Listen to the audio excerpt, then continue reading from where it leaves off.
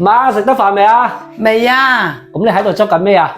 嗱，個天氣呢搞到個人都係濕濕立立嘅，好賴攰嘅，運極都唔夠運嘅，冇利精神嘅。咁我咪執定啲龜骨炒啊，配搭好佢呢，咁咪有時間我哋煲湯飲啊嘛。嗱，姐妹們，雞骨草呢，人人都識道嘅係補嘅，只要你哋識搭配佢就係好啦。嗱，今日阿玲姐呢就分享雞骨草3種搭配俾大家啦。媽，咁雞骨草有邊3種搭配啊？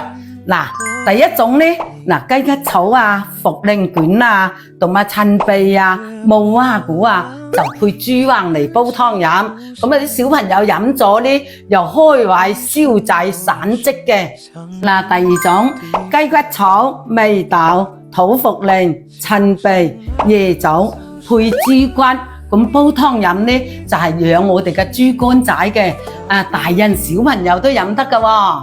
嗱，第三種雞骨草、赤小豆、呢個靈芝片、茯苓卷、椰棗配瘦肉煲湯，咁咪去濕濕嘅嚇，一家大細都啱飲㗎。